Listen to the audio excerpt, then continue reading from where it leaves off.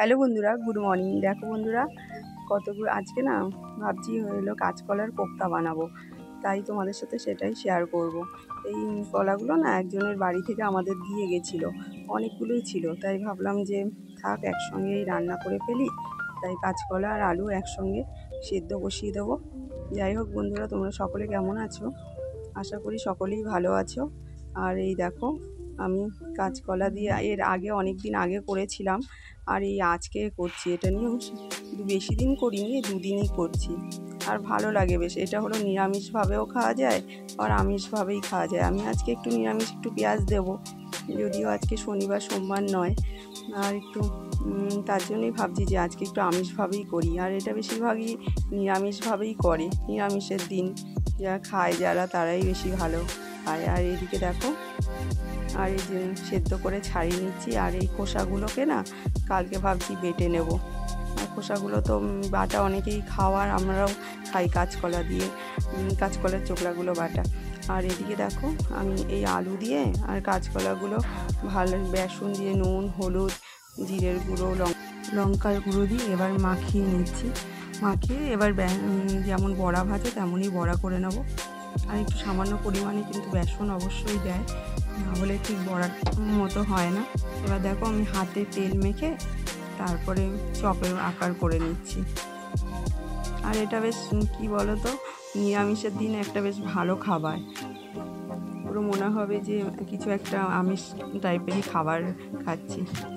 আর এই দেখো, এদিকে আমি গোল গোল গোল গোল করে নিচ্ছি।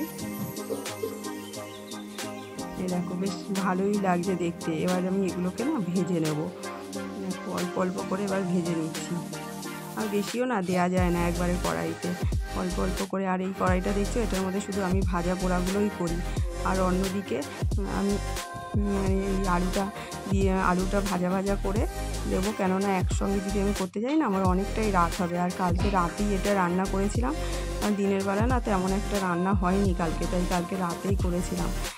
কি বলো তো, কালকে দিনের বেলায় অনেকটা আমি ঘরে পরিষ্কার টরিষ্কার করেছি, তাই তেমন একটা রান্না করা হয়নি, ডাল ভাতই করা হয়েছিল। তাই ভাবলাম যে রাতেই করি। আর একটু বেশি করেই করা হয়েছিল জানো তো, কেননা সেটা তারপরের দিনও অনেকটাই ছিল। আর এদিকে দেখুন, আলুগুলো আমি মশলা দিয়ে, যেমন রসুন দেওয়া হয়নি কিন্তু হলো আদার, তারপরে হলো কি বলে আদা, জিরে, টমেটোর, এগুলো সব দিয়ে এগুলো বাটা মিক্স করে নিয়ে তারপরে দিয়ে দিয়েছি। এগুলো এবার ভালো করে কষিয়ে নেব।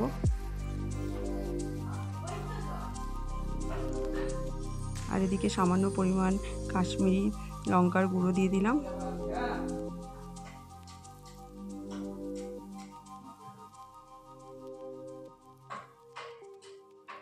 আর এদিকে অন্যদিকে দেখো, অন্যদিকে আমি এগুলো ভাজাগুলো করে নিচ্ছি, কেননা আমি যদি করতে চাই না অনেকটা রাত হয়ে যেত, তার জন্য আমি দুটো কড়াইতেই বসিয়ে দিয়েছি। আর এদিকে দেখো, নামানোর একটু আগে আমি এগুলো বড়াগুলো দিয়ে দিলাম। আর বেশিক্ষণ এগুলো দিয়ে ফোটানো যাবে না, দিয়েই সঙ্গে সঙ্গে নাড়াচাড়া দিয়ে ঘি, গরম মশলা দিয়ে নামিয়ে দিয়েছি, কেননা তাহলে খুলে যেতে পারে। আর এই দেখো, লাল লাল ঝাল ঝাল আমার কাঁচকলার কোপ্তা তৈরি হয়ে গেছে, অনেকটাই হয়েছে। কেমন হয়েছে দেখো।